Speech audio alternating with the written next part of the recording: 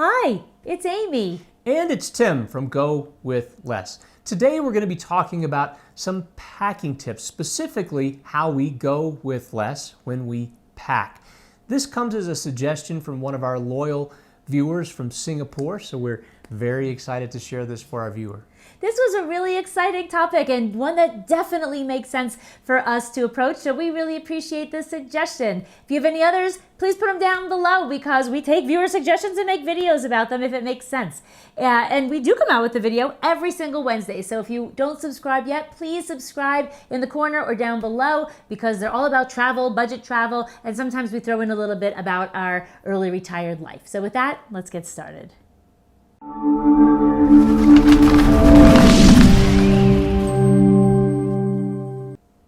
This topic comes at a perfect time. Tim and I are both packing for a trip to Merida, Mexico that we're heading out on in a few days. And this always reminds me of the very first trip we took together and probably why we don't like overpacking any longer. That trip was 2 weeks. It was to Barcelona and to Rome, a week in each place, and we brought everything. It was an award trip from Tim's company, so they took us out to all these fancy, cava vineyards and art galleries and things like that for unbelievable experiences. We brought a different outfit for every single day. We had 2 huge pieces of luggage, and when we were taking the public transportation back to the Rome airport to come home, it was rush hour, and we each had like 2 huge bags, and people were giving us like a super dirty look. It looked like we were moving to Italy, and it was ridiculous. And I've never forgotten that. Like all of these things we wore for 4 hours each, massively overpacked. We couldn't get them up subway stairs or anything like that. And I vowed to never pack like that again. I think maybe this was the impetus for our Go With Less name. So it wasn't just this. So certainly having less luggage, having less things in our life, having a smaller space, just having less sort of stuff in general was something that evolved from this trip, or this was sort of the thing that kicked it into high gear for us. Less spending too. Less spending too. That's key. Here's the funny thing. So oftentimes I think our life is more full now, so there's more in our life now than there was when we started going with less, but this sort of kick-started our name, our brand. I love packing lightly. It like gives me a high to get all my stuff into a small bag. I never ever regret packing lightly, but I absolutely have regretted overpacking. I think one of the primary reasons that we really like having less stuff whenever we're on the road is because it's just easier to get around. We're often using public transportation, whether that's a bus or a plane or a train. All of these things have a premium associated with having larger bags. Also, it's just nice to have less stuff to deal with when we're traveling. If we were resort people for a week, I might overpack and I might be okay with that. So this is kind of on the move sorts of trips. We go to a lot of urban places, we're in Airbnbs and maybe climbing upstairs sometimes, and both of us need to carry all of our stuff individually. And we have figured out that we can walk up, actually it's more my boundary, a mile with all of our stuff. I kind of carry a heavy backpack with gear and my laptop and all that sort of stuff. And with my luggage, that means I have about a mile. We tested that this summer and did probably about 1.5 miles. That was too much when it's hot. No way, a mile. Otherwise, we're taking some sort of other transportation with our luggage. Typically for a trip, we pack a day or 2 in advance, not too far in advance. Often I'm packing the night before. That's just the way I pack. Really late the night before. But we always make a list, and that way we try and not to forget things. We also have like a staging area where we start piling things up as we're getting ready for trips. Things like passports, important documents, cash, ATM cards, things that we don't typically carry with us that we want to make sure are on the trip. We will stage them on our kitchen table before we get ready for a trip. And actually all of that is directly behind me so you can't see it, but it's our itinerary and it's our tickets for museums and tours and all of that sort of stuff. As we're printing it out, maps, as we're getting all that together, it goes on our table so we don't miss it. And then I write out a list. I have a hard time kind of sleeping a couple days beforehand if I don't get my things out on a list. So maybe I need a hat because we're going to a warm place, or sunscreen, which I don't maybe bring full body sunscreen every time we go, depending upon what the weather is like. So an umbrella, like what's happening where we're going and what do I need that I may forget at home, and I'm gonna start writing that on a list, and as it goes in the luggage, I'm checking it off. We've also learned over the course of our travels to avoid packing for what-if scenarios. This used to be something I think we wanted to cover all cases where we want to be sure that we're prepared and we have all the stuff there in case something goes wrong. It rains or it's too sunny or whatever. We're going to be prepared for that scenario. What we do now is we only take the things that we know we're going to need with the understanding that whenever we show up, odds are really good that we'll be able to purchase whatever we need if we've left something at home. Or just live without it. Yep. I mean, we're not talking it's forever, right? That's exactly So sometimes we're like, it would be nice to have that, but we don't have that. No big deal. Keep moving on. Kind of the sister to that point is the one-use items. If you're going to a wedding, fine, bring your nice fancy dress. Maybe your mom's 70th birthday party or a bar mitzvah or something like that, and there's like a gala or an event or something that you need to be in a special outfit. I'm not talking about that. I'm talking about when you really have a choice about what to wear and what to do.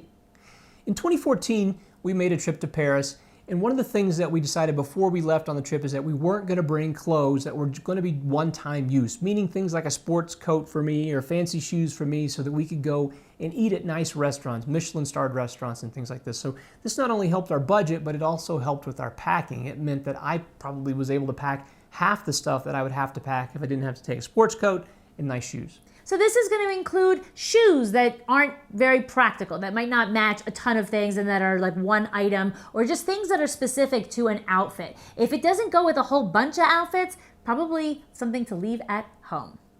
This isn't so much an issue for me, more an issue for Amy, but it's important to make sure that all your things match. So my shorts and my jeans and my slacks match every shirt that I have. So this isn't necessarily a challenge that I'm faced with, but certainly something that Amy's faced with is as she's putting outfits together, she's trying to make sure that everything's going to be coordinated. So the few things that she's packing have multiple functions. And I try to pick one main color so that everything can kind of mix and match. And that might be brown or black. Almost always it's going to be brown or black. And it might make me not the most exciting dresser when we're out, but it definitely helps pack a little bit less. And it makes it so that all of my stuff can go together. So all my tops and bottoms are very mix and matchy.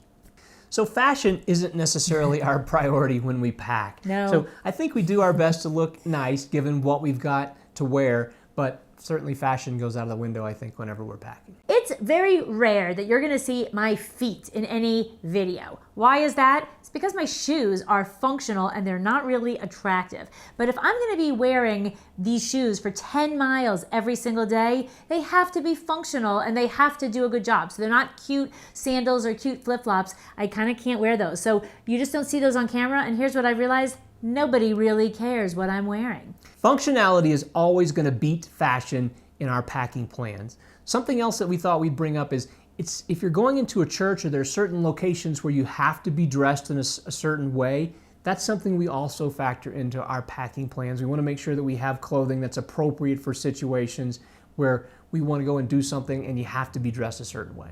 One of the few times that we care what we look like is when it would be disrespectful to be dressed poorly. So if we are in a church, a temple, or a mosque, of course we're going to have our shoulders and our knees covered, stuff like that. We're going to be respectful and be careful of local customs. But this is if it's our own choice. We're going to be wearing things that are functional over fashionable. That's right.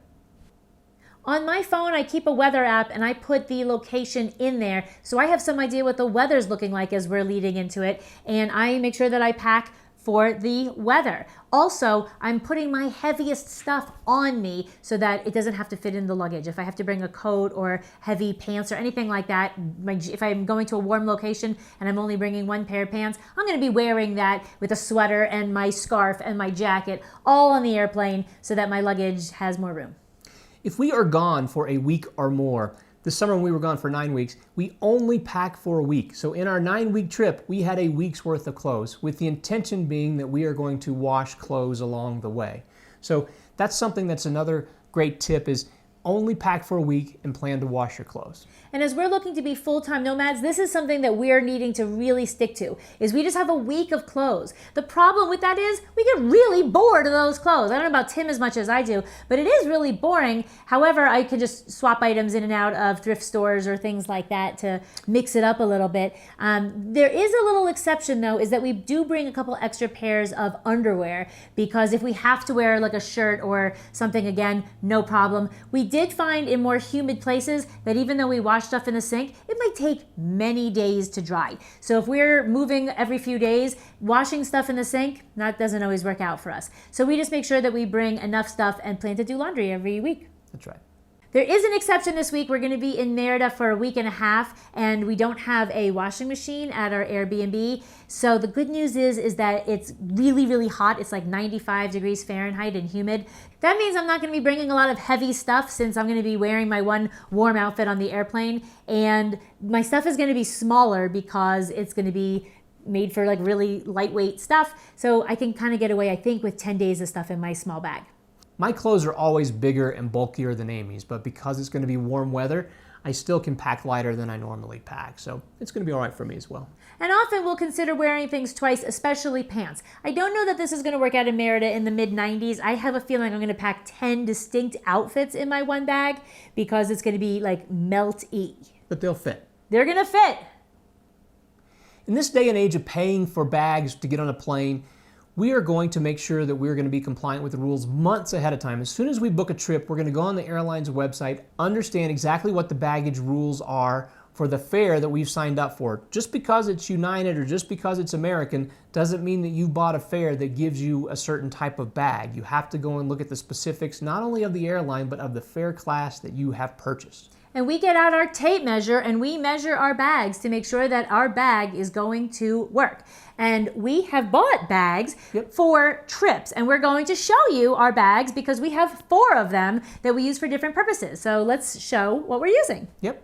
We use 3 different kinds of roller bags and 1 backpack, all for different reasons. The first one is our weekend bag, and this would be for maybe 3 or 4 days. It is perfect for Frontier Airlines because they only allow you to bring 1 total bag. That is not a purse and a bag or a laptop bag and a bag. 1 bag. And this bag is really small. It does fit under the seat. And that bag has to fit in front of the seat in front of you. That's right. So we got this bag purely for our Frontier Airline experiences. And because we use them a fair deal and it's a hub here in Denver and it's super, super cheap, we've taken crazy affordable trips because of that. And we just use this little bag. It's also nice because you're not tempted to overpack if you have a really small suitcase. And if you only have a couple days, this bag is great. It's perfect. And that comes from Costco. We purchased a round-trip ticket on Iceland Air from Denver to Paris for $333. The problem with that fare is that it didn't come with any bags that we could check. We had to bring our bags on. There was an allowance for a bag and a small carry-on, so it was nice from that perspective. However, it was cheaper for us to actually go purchase a new bag that fits their dimensions versus paying the fare to bring on a larger bag. Yeah, we went to Costco. I think our bags were like $30 each, which is really, really inexpensive. And our small little weekender, that's not gonna work for 2 weeks in France. And it's spring, so the weather's kind of iffy and we're gonna need some more layering. So the teeny tiny, that won't work. And so we bought special luggage just for this trip. I think it'll come in handy for other things too, but possibly not. And even so, it was $30 for the bag, and I think it was $100 per bag each way. So $200 of baggage fees or $30 for a new suitcase. We just bought a new suitcase. No brainer. Yeah.